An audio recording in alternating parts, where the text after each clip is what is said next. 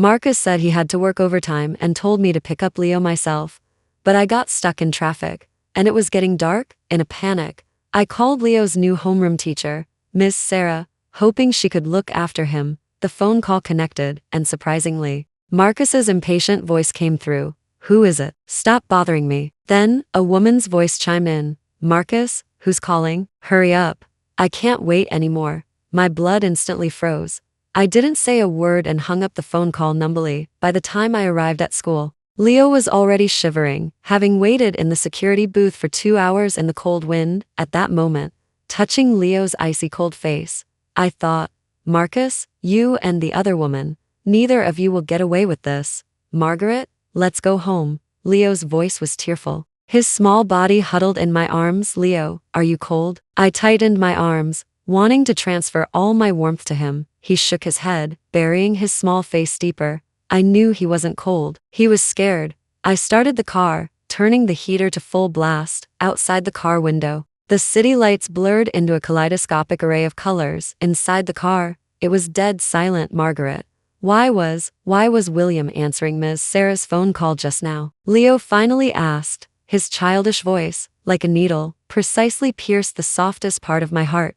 My throat tightened, and it took a while for me to find my voice, because Marcus's company and Ms. Sarah's, school, have a collaborative project, and they're working overtime together.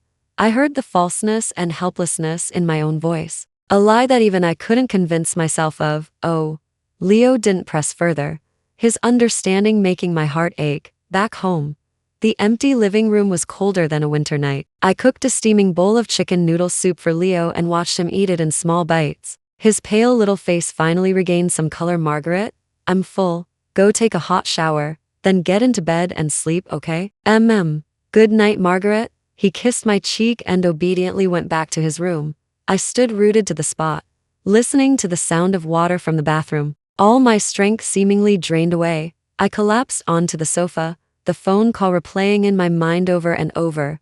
Marcus's impatient voice, that woman's seductive, urging tone. "Marcus, hurry up. I can't wait anymore." Can't wait to do what? Can't wait to roll into bed with my husband, under the guise of my son's new homeroom teacher. A wave of nausea churned in my stomach. Marcus and I had been married for 7 years, building everything from nothing to owning a car and house today. I thought we were a model of love, a couple who had shared hardships. I gave up a promising career, dedicated herself to homemaking for him, taking care of him and Leo, and what did I get in return? Him saying overtime while not being able to wait with another woman? The wall clock's hour hand pointed to 11. A slight turning sound came from the door lock. Marcus was back. As he walked in, I smelled a strong, sweet perfume scent, unsettlingly cloying. He changed his shoes as usual, then paused, seeing me sitting in the dark.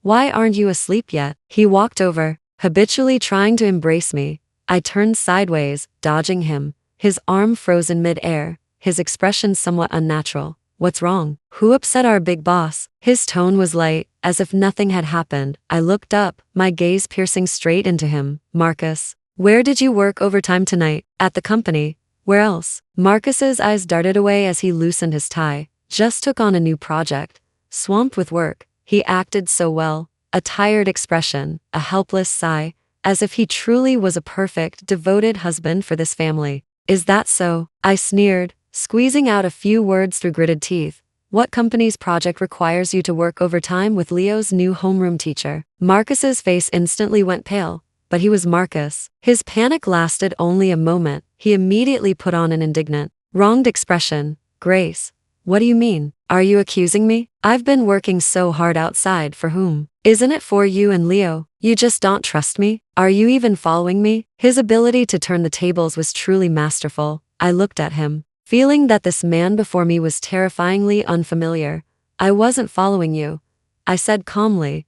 "I was just stuck in traffic, afraid Leo would be scared alone at school. So I called Ms. Sarah."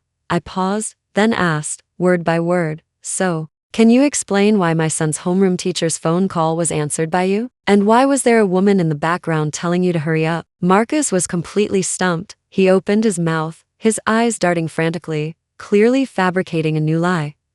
That was a misunderstanding. He finally came up with an excuse. "Miss Sarah's phone died. She borrowed my portable charger." It just happened to be charging with me. So when you called, I answered it without thinking. As for the female voice, that was a colleague from the project team joking around. You know men, after he had a few drinks and got a bit loose-lipped, he treated me like an idiot, a lie full of holes, and he could say it without batting an eye. A colleague? I stared into his eyes. She called you Marcus. Very intimately. That's her nickname. The pronunciation just sounds similar to my name. You misheard. His voice suddenly rose, as if he wanted to cover his guilt with volume. I laughed in anger. How could he even come up with that? All right, even if it's a nickname. I stood up and walked towards him step by step. The sweet perfume scent on him became clear. It wasn't my usual woody fragrance, nor was it his own cologne. It was a strange scent, belonging to another woman. So this perfume scent. Did that colleague accidentally spray it on you too? I leaned close to his collar and sniffed deeply. Then I raised my eyes and smiled. Marcus, do you think I believe that? He recoiled from my question, stepping back until he tripped over the sofa and fell ungracefully to the floor. He looked at me, and for the first time, his eyes showed real panic. Grace, stop being unreasonable. I've had a long day. I don't want to argue with you. He got up from the floor, grabbed a pillow, and walked straight to the study. With a bang, the door slammed shut. The living room fell silent again. I stood there, feeling utterly cold. Argue? No. From now on, I won't argue with you anymore. The next morning, Marcus came out of the study with obvious dark circles under his eyes. He saw me preparing breakfast in the kitchen, and his expression was somewhat unnatural. Grace. He walked over and cautiously embraced me from behind. I was wrong yesterday. I shouldn't have lost my temper with you. His chin rested on my shoulder, his voice gentle and full of apology. The company pressure has been too much lately. I lost control of my emotions a bit. Don't take it to heart. That phone call was really a misunderstanding. Ms. Sarah and I just have a simple parent-teacher relationship. I didn't move, letting him hold me. The fried egg sizzled in the pan, and a splash of oil hit the back of my hand, a slight sting. If it had been before yesterday, I might have softened. I would have lied to myself. Then turned around and told him, it's okay. I know you're working hard. But now, I only felt his embrace was fake and dirty. I turned off the stove and put the fried egg onto a plate. Leo will be up soon. Let's eat first. My tone was flat. I pulled away from his embrace and brought the breakfast to the table myself. Marcus stood frozen, seemingly surprised by my reaction. Leo rubbed his eyes and came out of his room. William, Margaret. Good morning. Good morning, Leo. Marcus immediately put on a loving father's smile, went over and stroked Leo's head. Come and eat breakfast. William will take you to school today. At the dining table, he kept serving food to Leo and me, telling amusing stories from the company, trying to create an atmosphere of family harmony. I didn't say a single word throughout, just quietly ate. The more attentive he was, the colder my heart grew. This man was terrifying. He could be unable to wait with another woman, then turn around and play the devoted husband to me. His love was like a switch he could turn on and off at will. After breakfast, he insisted on taking Leo to school. Before leaving, he walked up to me, hesitated, then pulled a velvet box from his pocket. This is for you. He opened the box. Inside was a gold necklace I had seen many times at the department store counter. I saw you really liked it when we went shopping last time, so I bought it. He looked at me ingratiatingly. Don't be angry anymore, okay? I looked at the gold necklace sparkling under the light. How ironic. He thought a necklace could erase his betrayal, could buy my forgiveness. A wave of nausea welled up in my heart, but I didn't show it. I reached out and took the box. Thank you. I smiled at him. A perfect, flawless smile of a wife. Marcus visibly relaxed. He thought I had compromise. He thought the matter was over. He happily left with Leo. The moment the door closed, the smile vanished from my face. I walked to the trash can and unhesitatingly threw the valuable gold necklace into it. Then, I took out my phone and dialed a number. Hello, Mr. David? This is Grace. I'd like to consult about divorce, property division, and child custody. Yes, I had a moment of hesitation, just when he hugged me and apologized. I thought of our past love, and of Leo needing a complete family of 3. I even thought, if he could truly repent, maybe I could give him another chance for Leo's sake. But that gold necklace snapped me back to reality. He wasn't regretting. He was trying to buy my silence with money. Marcus, do you think this is the end? After hanging up with Mr. David, I felt a little more confident. Mr. David told me that overwhelming evidence of infidelity was most effective, followed by proof of long-term cohabitation, or financial records of large gifts. Marcus was cunning. He wouldn't easily leave evidence. I needed more direct proof. That afternoon, I left early and drove my car near Leo's school. Miss Sarah, Leo's homeroom teacher. This woman was the key to everything. I parked my car in an inconspicuous spot on the street corner, from where I could see the school gate. I didn't know what I was waiting for. Perhaps just to see with my own eyes what the woman entangled with my husband looked like. At 4:30, the dismissal bell rang. Children swarmed out of the school gate like happy little birds. I spotted Leo at a glance. He was carrying his small backpack, slowly walking at the very end, looking downcast. My heart ached. Soon, a woman in a white dress with long, flowing hair walked out. She had a slender figure, a gentle smile on her face, and was talking to a few parents. That was Miss Sarah indeed. She was the type Marcus would like, pure but with a hint of seductiveness. Parents gradually picked up their children. Ms. Sarah's gaze fell upon Leo, who was alone. She walked over, crouched down, and seemed to be saying something to Leo. It was too far. I couldn't see her expression. Only Leo's head lowering even more. My hands instinctively tightened on the steering wheel. Suddenly, Miss Sarah stood up, took Leo's hand, and walked towards the academic building. School was already over. Where was she taking my son? A sinister premonition enveloped me. I immediately got out of the car and quietly followed them. The school was almost empty now, feeling particularly deserted. I followed them to the door of an empty art classroom. The door was ajar, and Miss Sarah's voice came from inside. It was no longer the gentle tone from the school gate, but sharp and caustic. Leo, did you tell your mother again? I froze. I didn't. Leo's voice was as faint as a mosquito's. You didn't? Then why was your William ignoring me today? Did your pathetic housewife mother whisper something in his ear again? I'm telling you, your mother is a pathetic housewife. You're sick of her. He loves me. Slap. A sharp sound. My heart constricted violently. It was the sound of a slap. I wanted to rush in like a madwoman, but reason held me back firmly. With trembling hands, I took out my phone and started recording. Through the crack in the door, I witnessed a scene that made my eyes burn with rage. Miss Sarah was pinching Leo's arm, and there was a clear red finger mark on Leo's small face. You're just like your mother, both useless, a burdensome inconvenience. I'm telling you, you'd better behave, or else I'll tell your William that you're a disobedient bad child, and he'll completely abandon you. He'll soon have a new baby with me, a baby 100 times more obedient than you. Leo was trembling all over, tears welling up in his eyes, but he bit his lip hard, not daring to cry out loud. Those terrified and helpless eyes were like a poison knife, savagely gouging my heart. And Sarah, the devil disguised as a teacher, had a twisted, triumphant smile on her face. At that moment, all thoughts of forgiveness, of decency, of giving Leo a complete family of 3, vanished in the thin air. I looked at the twisted woman on the phone screen, and at my shivering Leo. My blood turned cold, inch by inch. I didn't rush in. I just stood there, calmly and clearly, recording everything. Marcus, Miss Sarah, I changed my mind. I won't get a divorce. I'm going to ruin both of you. I didn't take Leo away immediately. I waited until Ms. Sarah finished her outburst and impatiently pushed him out of the classroom, telling him to wait for me at the security booth. Before quietly leaving, I went back to my car and watched the video on my phone over and over. Each time, it felt like 1,000 cuts to my heart, but I didn't cry. Tears are the weapon of the weak, and now, I was going to be a hunter. Half an hour later, I drove to the school gate, pretending to have just arrived. As soon as Leo saw me, he flung himself into my arms, his body still trembling slightly. I hugged him tightly, touching his cold little face. Leo, did anything happen at school today? He buried his face in my arms and shook his head. No, he didn't dare to speak. Miss Sarah's threat had worked. My heart ached to the point of suffocation. Leo, look at Margaret.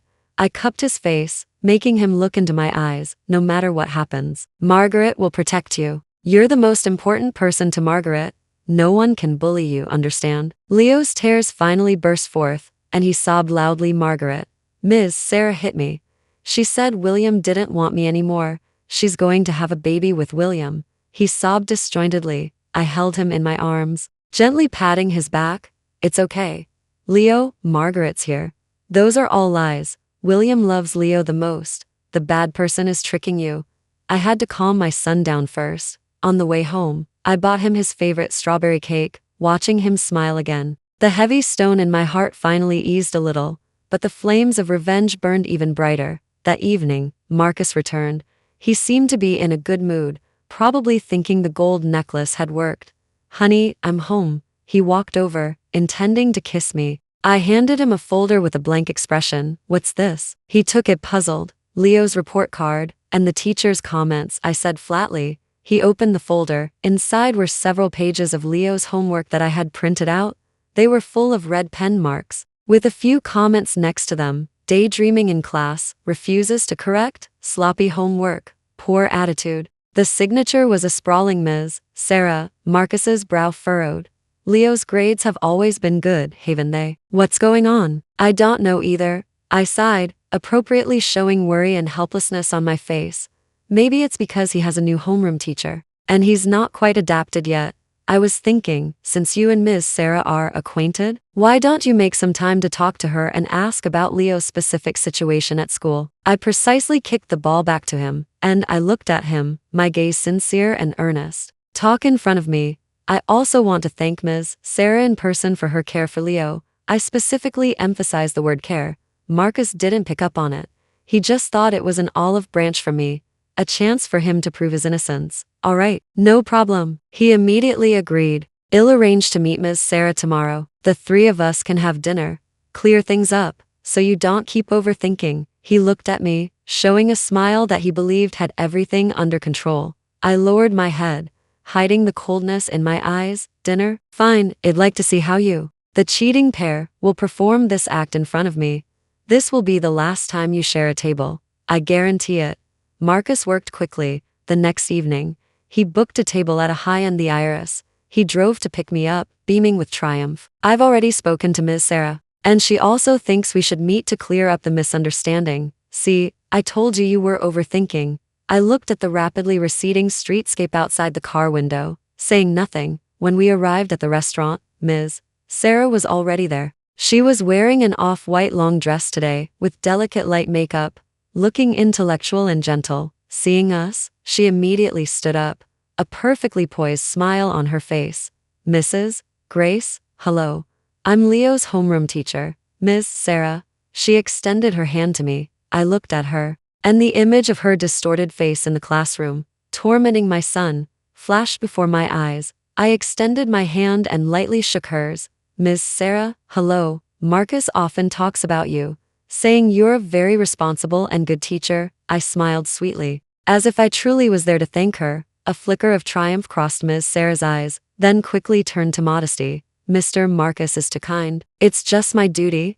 Marcus watched our harmonious interaction from the side, clearly very pleased. He pulled out a chair, solicitously inviting me to sit down. All right. Everyone sit. I'm hosting tonight, so eat to your heart's content." The dinner was filled with unspoken tension. Marcus and Ms. Sarah put on a show of pure innocence in front of me. They talked about Leo's studies, amusing school anecdotes, occasionally exchanging a knowing glance, thinking themselves unnoticed. Ms. Sarah especially played her part. She kept apologizing to me. "Mrs. Grace, I'm truly sorry for the misunderstanding the other day. Mr. Marcus and I truly only communicated a lot because of Leo's academic issues. Leo is a very smart child, just a bit introverted. I'll pay more attention to him." She looked at me, her eyes as sincere as an Oscar-winning actress. I picked up my wine glass and gently swirled the wine. "Ms. Sarah, you're too kind." I took a sip of wine, then put the glass down and took out my phone. "Speaking of Leo, I happen to have a video here that I'd like both of you to enjoy." Marcus's and Ms. Sarah's expressions froze simultaneously. I ignored them and calmly played the video. I placed the phone in the center of the table, the screen facing them. The video began to play. The empty art classroom. Ms. Sarah's sharp, caustic voice clearly rang out. "Leo, did you tell your mother again? I'm telling you, your mother is a pathetic housewife. You're sick of her. He loves me." Slap. That crisp slap sound echoed exceptionally loud in the quiet the Iris. Ms. Sarah's face instantly drained of color, turning as white as paper. She looked at me in horror, her lips trembling, unable to utter a single word. Marcus's face was even more ghastly. He was first shocked, then angry, then disbelieving. He suddenly turned his head, glaring fiercely at Ms. Sarah. The video continued. "He'll soon have a new baby with me. A baby 100 times more obedient than you." The video finished playing. Customers at several nearby tables were attracted by the commotion and cast curious glances our way. I turned off my phone, leaned back in my chair, and calmly watched the two ashen-faced people opposite me. I raised my wine glass to them. "Mr. Marcus, Ms. Sarah," I smiled, saying each word distinctly. "Now, can we talk about the special care my son received at school?" "Grace, you're crazy." Marcus reacted first, snatching my phone, trying to delete the video. "Give it back to me," I said coldly. "Do you know what you're doing? Who benefits from making a big scene?" He lowered his voice, his face contorted with rage. "My son benefits." I stood my ground. "Give me back my phone, Marcus, or do you want me to call the police right now?" His hand froze. Ms. Sarah next to him was completely panicked. She clutched Marcus's arm, her voice tearful. "Marcus, I didn't mean it. It was just that child was too disobedient." She was still trying to justify herself. Marcus violently shook off her hand, his eyes filled with disgust. "Shut up." What he hated most now wasn't me, but this foolish woman who was messing everything up. I took back my phone and backed up the video to the cloud. Then, right in front of them,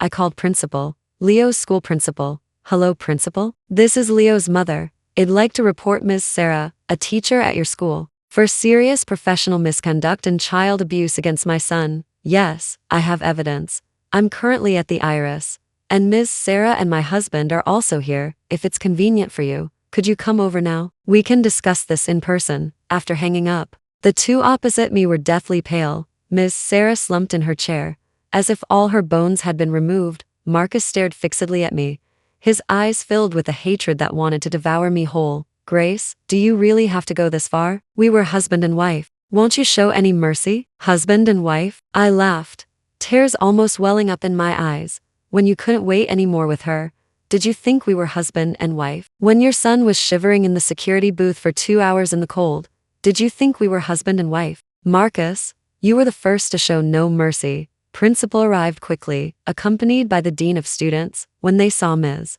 Sarah's pale face and Marcus's ashen face, they knew things were serious. I didn't waste words and directly showed them the video. Principal's face grew increasingly grim, eventually turning purple with rage. "Ms. Sarah, you're simply disgracing our school." "Principal, I was wrong," Ms. Sarah cried, pleading. "This isn't something that can be solved by just saying I was wrong." Principal angrily slammed the table. "Effective tomorrow, you are dismissed from your position. The school will immediately launch an investigation and reserves the right to pursue legal action against you." Ms. Sarah completely collapsed to the floor. Her teaching career was over. After dealing with Ms. Sarah, Principal turned to me, his face full of apologies. "Mrs. Grace, I am truly sorry. Our school's oversight was lax, causing such great harm to your child. Rest assured, we will give you and your child a full explanation." I nodded.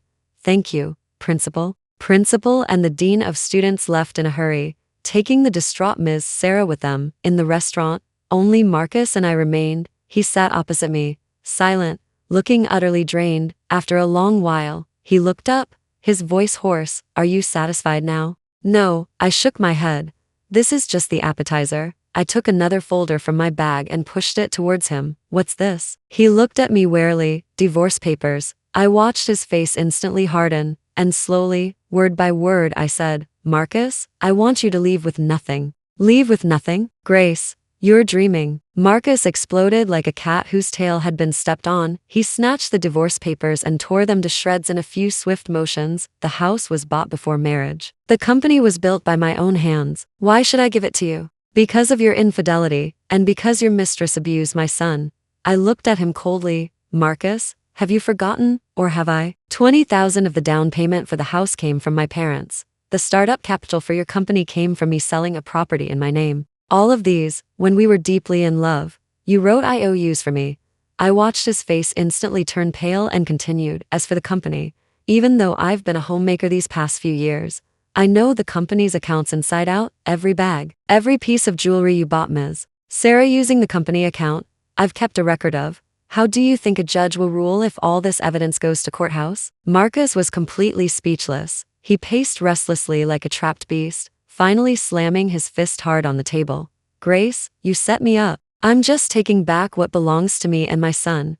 I stood up and looked down at him. I've given you the agreement. It's fine if you tore it. I printed many copies. I'm giving you 3 days to think it over, sign it, and we can part ways amicably. And you can still save some face if not. We'll see each other in courthouse. At that time, I won't mind sending certain videos and bank statements to your business partners and major media outlets. With that, I didn't look at him again and turned to leave, back home. I held Leo, who was asleep, in my arms, and only felt a sense of peace smelling the faint milky scent on him. The next day, as expected, I received a phone call from Eleanor and Henry. As soon as the phone connected, Eleanor's sharp wails came through. Grace, you jinx, are you not satisfied until you've driven our family to ruin? What did Marcus do wrong anyway? Isn't it just a mistake any man might make? Do you really have to be so extreme? You got Ms. Sarah fired. How will Marcus ever show his face to his friends again? I held the phone away from my ear, waiting for her to finish howling. Eleanor, his mistake almost ruined my son. Just a child. What's wrong with saying a few things or a little slap? Didn't we all grow up like that? You're just too delicate. Eleanor's logic was utterly incomprehensible. If you still want to acknowledge Marcus as your son and Leo as your grandson, then quickly take back the divorce papers. Go to the school and apologize to Ms. Sarah. Get her reinstated. I laughed in anger. Apologize? Get her reinstated so she can continue abusing your grandson? You. Eleanor was choked by my words, then changed her strategy. Grace, don't forget, every penny you spend now is earned by my son. What right do you have to divorce him and demand he leave with nothing? You shameless woman. Oh, is that so? I opened my computer, found an audio file, and pressed play. It was content I found in Marcus's car's dashcam. So annoying. My Margaret called again, urging me to have a second child. Doesn't she know Grace injured herself giving birth to Leo and can't have another? It was Marcus's voice, followed by Ms. Sarah's sweet voice. Oh, William just wants to hold a grandson, you know. Not like me, I'm healthy. I can definitely give you a big, chubby boy. You're always so considerate. After I divorce Grace and kick her and her old, senile parents your in-laws out, well, get married, and then Eleanor and Henry will definitely adore you. I pressed pause on the other end of the phone call. Dead silence. After several seconds, Eleanor's trembling voice came through. What? What is this? It's your beloved son and his darling, discussing how to kick me, and my old, senile parents who are also your in-laws out of the house. I paused, then in the gentlest tone, said the most cutting words. Oh, and by the way, Eleanor, he said you're so annoying. With that, I hung up the phone. I could imagine the huge commotion that would erupt on the other end of the phone call. Marcus, this is just the beginning. The pain you inflicted on me, I will make you and the family you care about most taste it doubly. I was right. Marcus's family exploded. That afternoon, Marcus called me countless times, but I didn't answer a single one. He started sending text messages, going from angry curses to frantic desperation. Grace, what did you tell Eleanor and Henry? You venomous woman. What do you want? Pick up the phone. Honey, I was wrong. I was really wrong. I shouldn't have said those terrible things. Please forgive me this one time, okay? Please, let's not get a divorce. I'll give you anything you want. I looked at those text messages and only found them laughable. If only he had known this would happen. Why did he act that way? That evening, I received a phone call from Margaret. Grace, Eleanor and Henry just came to our house, kneeling at the door, begging us to persuade you. Margaret's voice was filled with shock and worry. What did they say? I asked. They said Marcus realized his mistake and begged you to give him another chance, for Leo's sake. So, what do you and William think? There was a moment of silence on the other end of the phone call. Grace, William and I know you've been wronged, but divorce has too big an impact on Leo. If Marcus can really change, maybe. I interrupted her. Margaret, he won't change. He wasn't asking for my forgiveness. He was scared. He was afraid of losing everything he had. Afraid his parents would stop helping him once they knew his true colors. His apology had no sincerity. Margaret, William, you don't need to worry about anything. Trust me, I know what I'm doing. After hanging up the phone call, I felt a little tired. I knew Margaret and William were worried about me, worried about Leo, but they didn't understand that some hurts are irreparable. A broken mirror can never be perfectly mended. The next day, I received a text message from an unknown number. Grace, this is Sarah, let's meet. I raised an eyebrow and replied with 2 words, address. We met at a very ordinary coffee shop. Sarah was sitting in a corner. After a few days, she looked much more haggard, with heavy dark circles under her eyes, having lost all her previous radiance when she saw me. Her eyes held a complex look, hatred, resentment, but mostly an unwillingness to accept her fate. "Why did you want to see me?" I asked directly. Marcus blocked me. Her voice was hoarse. He blamed everything on me, saying I seduced him. He even told me that if I testified for you, proving he cheated, sue me for blackmail. I sneered internally. Typical. When trouble strikes, the first one he throws under the bus is his mistress. So, I hate him. Sarah's eyes flashed with intense hatred. He ruined everything for me. I can't just let it go. She took a USB drive out of her bag and pushed it towards me. Inside are records of all the money he transferred to me over the past 2 years, and some of our chat logs and photos. I looked at her, a little surprised. "Why are you helping me?" "I'm not helping you." Sarah gave a self-deprecating laugh. "I'm helping myself. I want him to lose everything, just like you. I want to ruin his reputation. I have only one condition." She stared at me. "I want you to promise that after you get the money, you'll give me $1 million. I looked at her. While I found this woman detestable, at this moment, we had a common enemy. "I can't promise $1 million.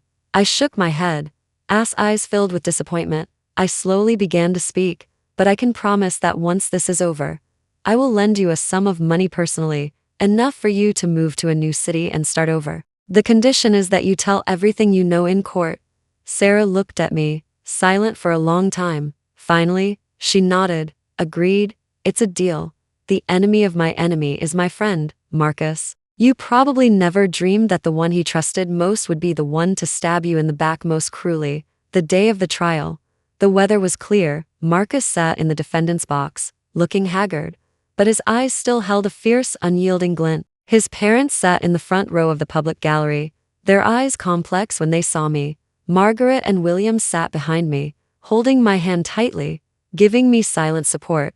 The trial began. Marcus's lawyer argued that since the house was his premarital property, I had no right to a share. Furthermore, he counterattacked, claiming that my so-called loan was actually a voluntary gift from me to the family. As for cheating, he denied it completely. My client and Ms. Sarah have merely a professional parent-teacher relationship. There's no inappropriate romantic involvement whatsoever. His lawyer spoke righteously. Marcus also played along, putting on an aggrieved expression. I watched their performance with a cold gaze.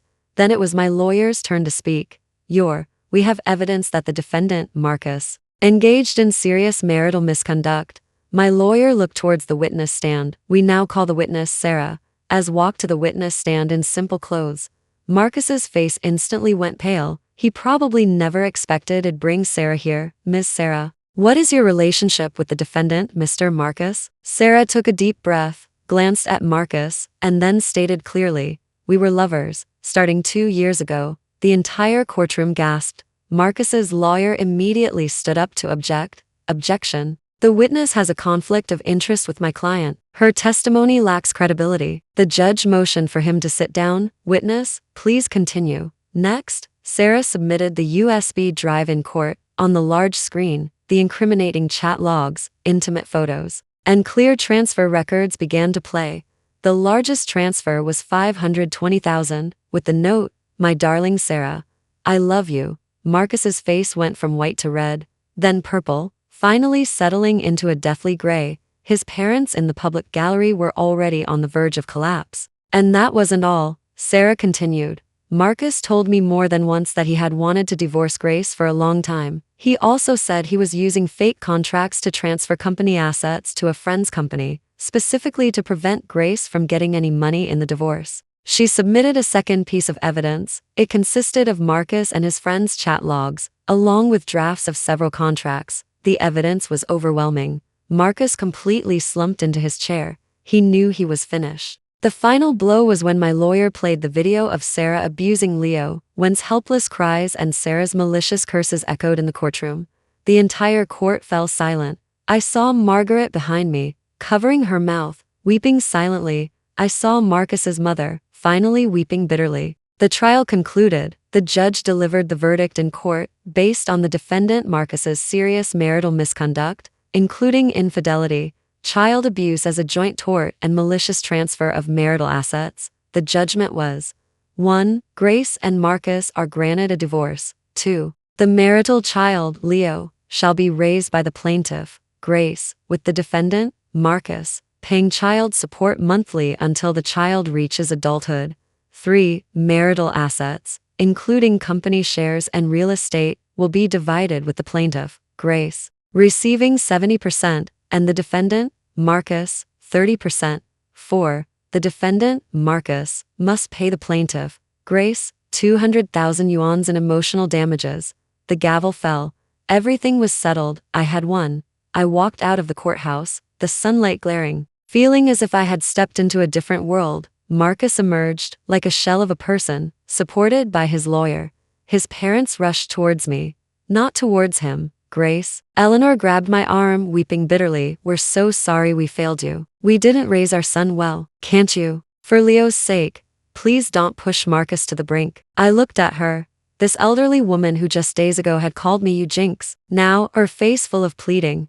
I said nothing, merely calmly pulled my hand away. Just then, Marcus walked over. He looked at me, his eyes empty. Grace, can we really never go back? He was still asking such a ridiculous question. I looked at him, suddenly finding it a little amusing. Marcus, do you know? While you and Sarah were having fun, I was stuck in traffic, my heart burning with anxiety, when my son was slapped by your mistress. I stood outside the classroom, my heart torn apart, when you threw all the blame on Sarah to save yourself. I knew you were rotten to the core. Go back. Go back where? Back to that home filled with lies and betrayal? I shook my head. I find it dirty. With that, I ignored them and walked straight to my car. Margaret, William, and Leo were waiting for me in the car. Leo saw me and immediately rushed to hug me. In the rearview mirror, I watched Marcus and his family of 3's lonely figures recede into the distance, like a tragedy at its close. Inside the car, Leo was holding a strawberry candy to my lips. I smiled and took it into my mouth. It was very sweet. I knew everything from the past was finally behind me. Thank you for watching this video. If you have any thoughts about this story, feel free to share them in the comment section.